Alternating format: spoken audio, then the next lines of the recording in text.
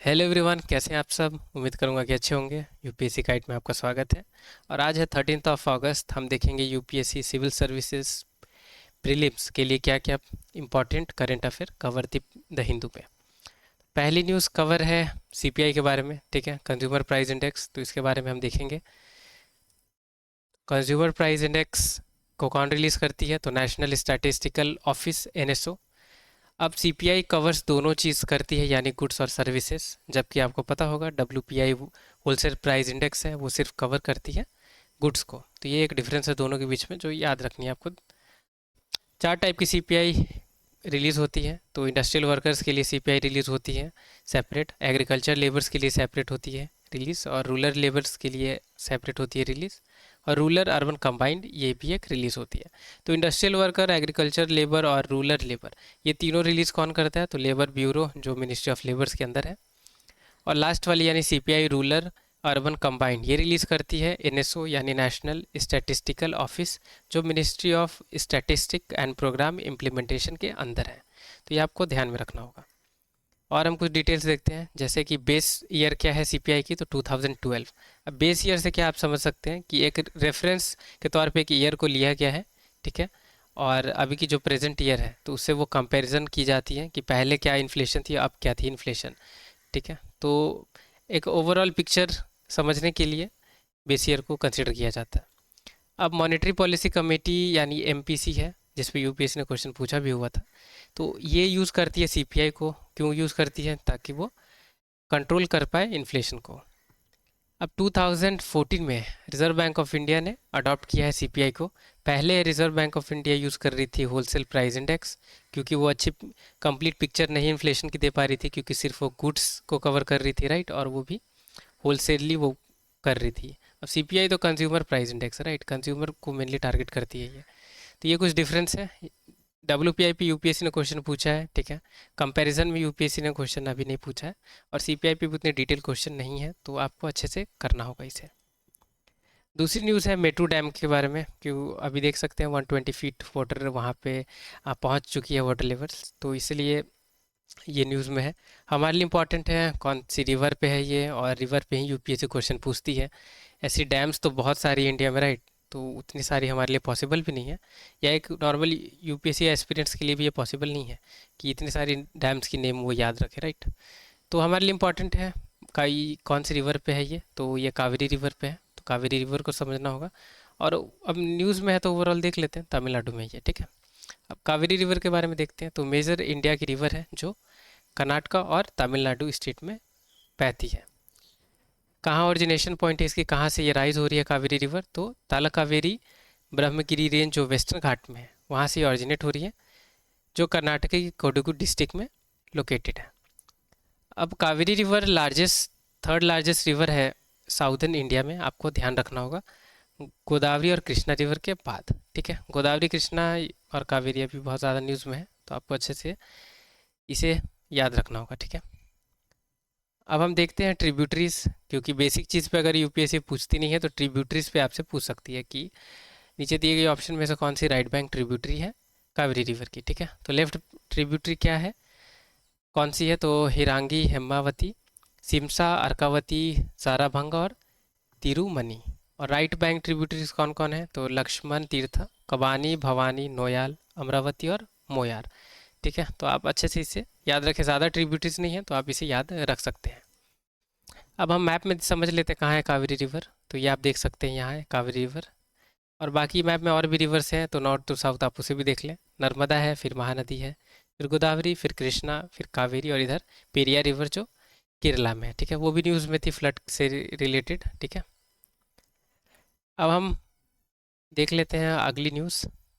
ये अभी न्यूज़ में है कि कस्टम्स ने 22 एक्जॉटिक वाइल्ड लाइफ स्पीसीज़ को कैप्चर यानी पकड़ा है, अभी सीज किया है उसे, ठीक है। अब ये किसने किया हुआ है, तो कस्टम्स ने किया हुआ है। और कौन रिस्पॉन्सिबल है ऐसी एक्ट को कंडक्ट करने में, तो wild life crime control bureau. तो अब हम उसे देख लेते हैं, और कौन कौन सी स्पीसीज़ को कैप्चर की गई है उसे देख लेते हैं। तो wild life crime control board ये क्या है, तो स्टैट्यूटरी बॉडी है जो ministry of environment, forest and climate change के अंदर है। ये वर्क क्या करती है कि कॉम्बट करती है ऑर्गेनाइज वाइल्ड लाइफ क्राइम्स को, ठीक है। तो आपको ये थोड़ा सा ध्यान में रखना होगा, स्टेटमेंट वाइज आपसे पूछ सकती है किसी और स्पीसीज से रिलेट करके, ठीक है। अब ये सारी स्पीसीज हैं जिन्हें सीज किया गया, तो हम एक बार देख लेते हैं। तो सुंदा फ्लाइंग लेमुर, इनकी आईयूसीएन स्टेटस है नियर थ्रेटेंड, ये इंडिया में नहीं मिलती है, ठीक है। Green tree Python, IUCN status है नियर थ्रेटेंड, ये भी इंडिया में नहीं मिलती है। ये called box turtle, IUCN status है इसकी एंडेंजर्ड, ये भी इंडिया में नहीं मिलती है। ये फोर आई टर्टल, यहाँ आप देख सकते हैं कि इसकी जो स्किन है, पैटर्न है, ये आई जैसे रिसेंबल कर रही है, इसीलिए इसे फोर आई टर्टल कही गई है, ठीक है। आईयूसीएन स्टेटस है क्रिटिकली एंडेंजर्ड, ठीक है, आपको ध्यान रखना है, ये भी इंडिया में नहीं मिलती है। अब red footed turtle, red colour की फूट है, आप देख सकते हैं, ये भी इंडिया में नहीं मिलती है, ठीक है। इसकी स्टेटस अभी क्लियर नहीं है कुछ आईयूसीएन के हिसाब से। ये इंडो चाइनीज बॉक्स टर्टल है, ये आईयूसीएन स्टेटस है एंडेंजर्ड, ये भी इंडिया में नहीं मिलती है, ठीक है। अलग ही कुछ पैटर्न है, आप देख सकते हैं। बाकी न्यूज़ में बढ़ते हैं। तुंगभद्रा डैम की रिपेयरमेंट की बात की जा रही है, क्योंकि बहुत ज़्यादा वाटर की लेवल वहाँ पे भी बढ़ गई है, ठीक है। तो अब तुंगभद्रा डैम पे तो रिलेट क्वेश्चन नहीं पूछेगी आपसे यूपीएससी, ठीक है। कौन सी इसकी रिवर, कौन सी रिवर पे ये लोकेटेड है, वो आपसे पूछ सकती है, ठीक है। तो कृष्णा रिवर पे ये लोकेटेड है। तो दो अभी डैम्स हमने देख लिया, मेटूर और ये तुंगभद्रा, ठीक है। दोनों याद रख सकते हैं, लोकेशन तो आप रखें, कौन सी रिवर पे है वो भी याद रखें, न्यूज़ में तो रख सकते हैं, पर वैसे डैम डैम पे यूपीएससी नहीं क्वेश्चन पूछती, ठीक है। तो रिवर पे देख लेते हैं हम। तो कृष्णा रिवर डेक्कन प्लेट्यू की थर्ड लॉन्गेस्ट रिवर है इंडिया में, याद रखनी है, थर्ड लॉन्गेस्ट है गंगा और गोदावरी के बाद। और फोर्थ लार्जेस्ट है रिवर बेसिन एरिया की अगर हम बात करें तो उसके टर्म्स में, गंगा इंदस गोदावरी के बाद, ठीक है, फोर्थ लार्जेस्ट है। कृष्णा रिवर के ऑरिजिनेशन पॉइंट कहाँ है, तो वेस्टर्न घाट नियर महाबलेश्वर, तो महाबलेश्वर से ये ऑरिजिनेट होती है।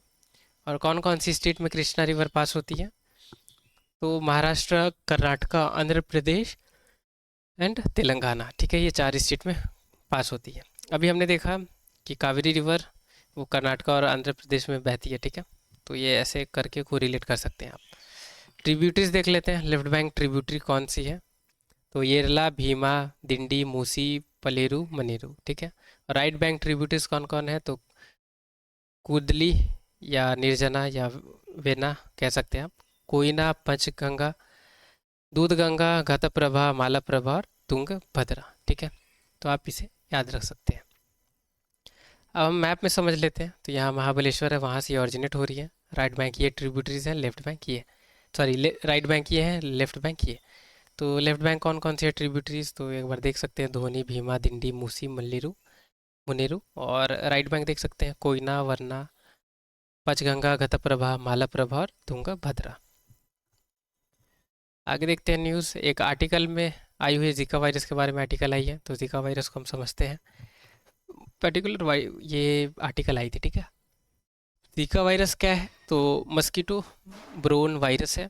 अब जीका वायरस कैसे ट्रांसमिट होती है, तो प्राइमरली एंडिस मस्कीटोज हैं जो ड्यूरिंग डे में बाइट करती हैं, तो एंडिस मस्कीटो से जीका वायरस होती है। Most people with Zika virus infection do not develop symptoms, those who do typically have symptoms including rash, fever और मसल जॉइंट पेन, हेडेक, ये सारी इसकी सिम्टम्स हैं। सिम्टम्स पे तो यूपीएससी नहीं पूछेगी आपसे, आपको ये ध्यान में रखना है कि मोस्ट कुछ पीपल्स हैं जिन्हें जीका वायरस अगर होती है तो कोई सिम्टम्स उनमें नहीं देखी गई हैं, ठीक है। तो कुछ पीपल में ये सिम्टम्स नहीं भी दिखती हैं, ये आपको ध्यान में रखना है।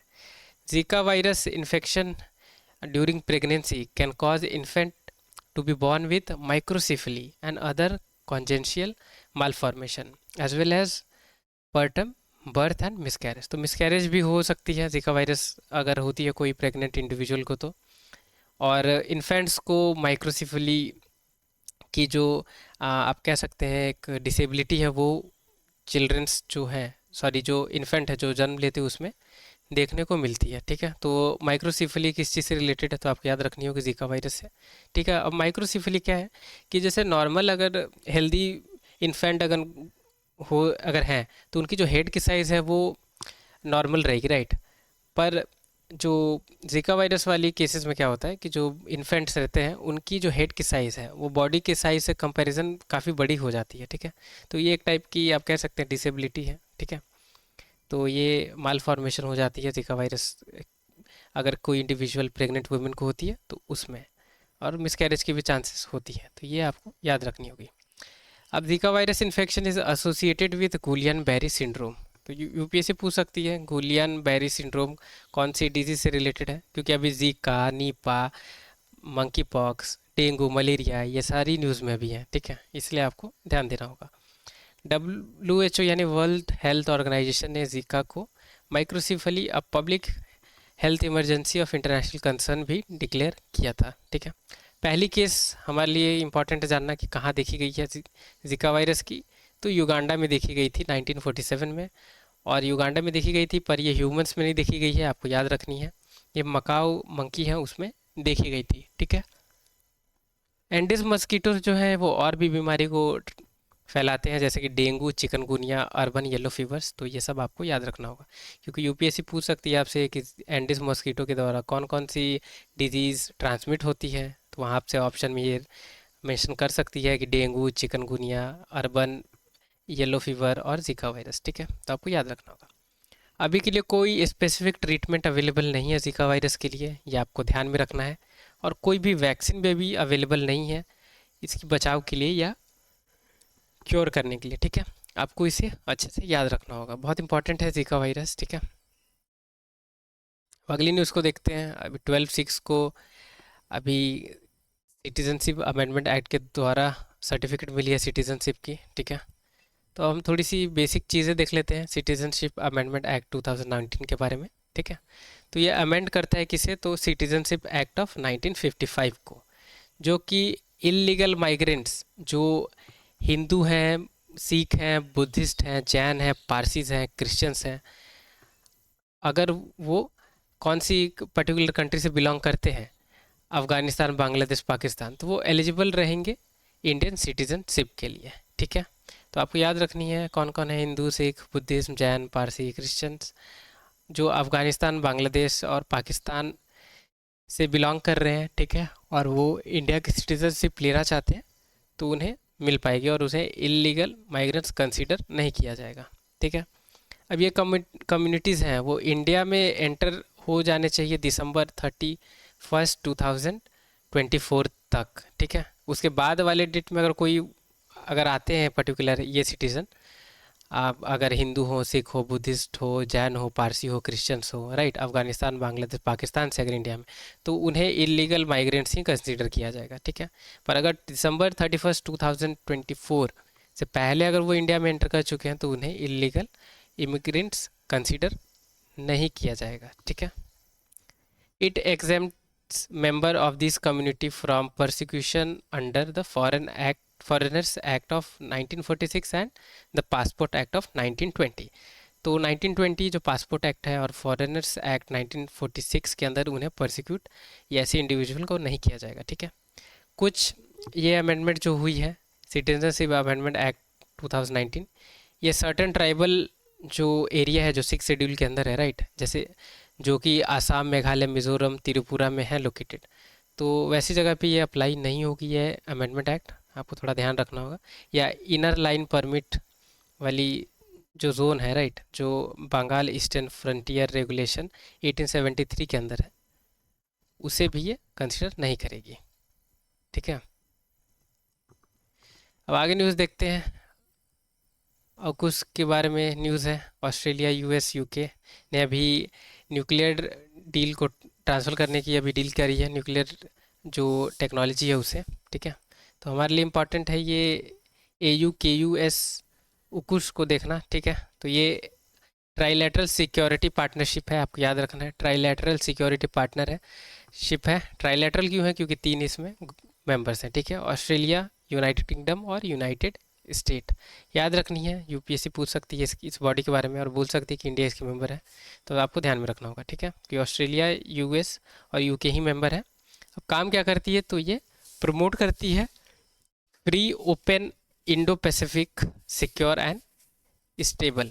तो इंडो पैसिफिक वाली जो एरिया है, राइट, उसे फ्री और स्टेबल और सिक्योर करने की कोशिश करती है ये पर्टिकुलर जो पार्टनरशिप है इससे। और ये क्यों लाई गई थी, क्योंकि आपको पता होगा चाइना की बहुत ज़्यादा आप कह सकते हैं कि प्रोमिनेंस वहाँ पे प्रोमिनेंस नहीं, आप कह सकते हैं कि बहुत ज़्यादा इंटरवीन करती है चाइना, जो इंडो पैसिफिक वाले ओशियन है वहाँ, राइट। अभी फिलीपींस और चाइना के बीच में भी बहुत टेंशन्स देखी गई थी, राइट। जापान और चाइना के बीच में भी देखी गई थी। तो ये सारी चीज़ें चाइना के द्वारा की जाती है, जहाँ वो जो इंडो पैसिफिक वाली रीजन है, राइट, वहाँ पे थोड़ा ज़्यादा ही ऑटोनोमसली वो एक्शन करती है। इसलिए ये पर्टिकुलर जो सिक्योरिटी पार्टनरशिप है इसे लाई गई थी। और इसी बेसिस पे, या आप कह सकते हैं कि इसी टाइप की क्वाड भी ग्रुप है, राइट, जो डायलॉग है ऑस्ट्रेलिया, इंडिया, यूएस और जापान के द्वारा, राइट। क्योंकि अभी चाइना के द्वारा बहुत ज़्यादा ऐसी अनएथिकल एक्ट्स देखी गई हैं, जिसकी वजह से ये सारी बॉडीज़ अभी न्यूज़ में थी। अब हम आगे बढ़ते हैं। तंजानिया से रिलेटेड एक न्यूज़ है कि उनकी जो अपोजिशन लीडर है उन्हें अरेस्ट किया गया है, ठीक है। वैसे अरेस्ट किया गया है, क्यों किया गया है, ये सब तो एग्ज़ाम पॉइंट ऑफ व्यू से इम्पॉर्टेंट नहीं है। हमारे लिए तो मैप इंपॉर्टेंट है, वही हम समझेंगे। तो ये है तंजानिया। कौन कौन सी कंट्री से बाउंड्री शेयर होती है, तो वो हम देख लेते हैं। तो केनिया से होती है, युगांडा से होती है, रवांडा से होती है, बुरुंडी से होती है, डेमोक्रेटिक रिपब्लिक ऑफ कॉन्गो से होती है, और जाम्बिया से होती है, मलावी से होती है, और मोजम्बिक से होती है, ठीक है। तो बहुत सारी कंट्रीज से होती है। तो याद कर पाए तो आप ज़रूर इसे याद रखें, ठीक है। और हम एटलस मैप में और समझ लेते हैं इसे। तो यह है तंजानिया। बहुत इंपॉर्टेंट एक माउंटेन है यहाँ पे, किलिमंजारो, आपको याद रखनी होगी। लेक विक्टोरिया से भी बाउंड्री शेयर होती है इसकी। लेक टांग्यानिका से भी इसकी बाउंड्री शेयर होती है। लेक रुकवा से भी होती है। लेक नाइसा से भी होती है। तो ये सारी कुछ लेक्स हैं जिनसे बाउंड्री शेयर होती है। तो ये कुछ कुछ हैं, आपको ध्यान में रखना होगा। अब आगे न्यूज़ बढ़ते हैं, क्या है न्यूज़ में। तो ईरान अभी सोच रही है कि इसराइल पे अटैक करे, ठीक है। तो हमारे लिए इम्पोर्टेंट है कि ईरान का मैप। तो ये आप देख सकते हैं, ईरान है, कौन कौन सी कंट्री से बाउंड्री शेयर हो रही है। तो पाकिस्तान, अफ़गानिस्तान, तुर्कमेनिस्तान, अजरबैजान, ये है आर्मीनिया, ठीक है। ये है टर्की, ये है इराक, ठीक है। तो ये सारी कंट्रीज है जिनसे बाउंड्री शेयर होती है ईरान की, आपको याद रखनी होगी। अगर ईरान से डायरेक्टली क्वेश्चन यूपीएससी अगर बॉर्डर्स पे नहीं पूछ रही है, तो पर्शियन गल्फ के बारे में पूछ सकती है। तो पर्शियन गल्फ से कौन कौन सी कंट्री की बाउंड्री शेयर होती है वो मैं आपको बता दे रहा हूँ। तो Iran, Iraq, Kuwait, Saudi Arabia, Bahrain, ठीक है, कतर और यूनाइटेड अरब एमिरेट्स, ठीक है। ये है रेड सी, और ये है गल्फ ऑफ अकाबा, जो रेड सी से कनेक्ट होती है। अब ये एक पर्टिकुलर इमेज अवेलेबल थी द हिंदू में, कि अभी वहाँ पे फ्लड सिचुएशन अभी है, फ्लड लाइक सिचुएशन है सूडान में, ठीक है। तो वहाँ काफ़ी इश्यूज हो रही हैं अभी, पीपल को डिस्प्लेस। अभी सिविल वॉर भी वहाँ चल रही है, आपको पता होगा। तो इसलिए सिविल वॉर तो चल ही रही थी, साथ साथ में ये फ्लड की वजह से भी सूडान में काफ़ी ज़्यादा अभी प्रॉब्लम बढ़ी हुई है। तो हम देख लेते हैं मैप में सूडान कंट्री कहाँ है। तो ये आप देख सकते हैं, इजिप्ट के नीचे है, और ये है रेड सी, ठीक है। कौन कौन सी कंट्री से बाउंड्री शेयर होती है। तो Egypt, Libya, Chad, central African Republic, south Sudan, Ethiopia और इरिटेरिया, ठीक है, इटेरिया। तो ये कंट्रीज है जिनसे बाउंड्री शेयर होती है, और तो आपको अच्छे से याद रखना होगा।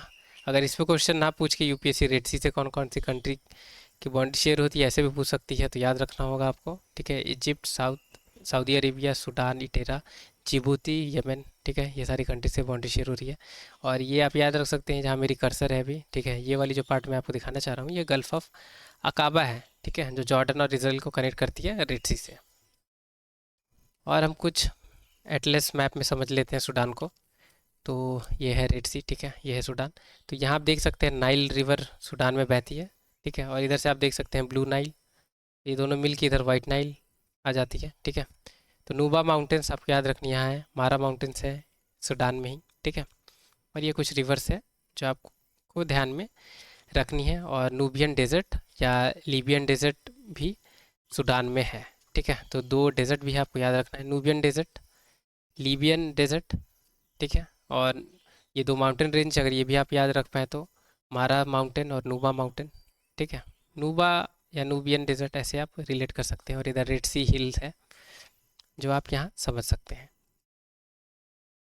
लास्ट न्यूज़ आज की है। अभी रशिया ने दो अपने बॉर्डर रीजन को इवैक्यूएट कर दिया है, ठीक है, क्योंकि वो अटैक करना चाहती है यूक्रेन पे। और क्योंकि हाल ही फिलहाल में यूक्रेन ने रशिया की एक रीजन पे बहुत ज़्यादा पावरफुल अटैक किया है, अब तक की सबसे पावरफुल अटैक थी। ठीक है, तो इसीलिए अभी दोबारा सोच रही है रशिया अटैक करने के लिए यूक्रेन पे। तो यूक्रेन की हम मैप देख लेते हैं। ये है मैप यूक्रेन की, कौन कौन सी कंट्री से बाउंड्री शेयर हो रही है। तो रशिया है, बेलारूस है, पोलैंड है, स्लोवाकिया है, हंगरी, रोमानिया और मोल्डोवा। ठीक है, अब क्योंकि यूक्रेन के आसपास में है ब्लैक सी, पास बाउंड्री शेयर हो रही है, इसलिए ब्लैक सी को भी समझ लेते हैं हम। तो कौन कौन सी कंट्री की बाउंड्री शेयर हो रही है ब्लैक सी से। तो रशिया है, जॉर्जिया है, टर्की, बुल्गारिया, रोमानिया, ठीक है, और यूक्रेन। ये कुछ कंट्रीज है जिनकी बाउंड्री शेयर हो रही है। और ये जो वाटर बॉडी आप देख पा रहे हैं, ये है सी ऑफ अजूव। आपको याद रखनी है, पूछ सकती है यूपीएससी। ठीक है, तो thank you so much video को वॉच करने के लिए। वीडियो अगर आपके लिए यूज़फुल रही हो तो प्लीज़ आप लाइक करें वीडियो को, और चैनल पे नए हैं या अभी तक सब्सक्राइब नहीं किया तो प्लीज़ चैनल सब्सक्राइब करें। टिल द टाइम के लिए take care, have a great day ahead.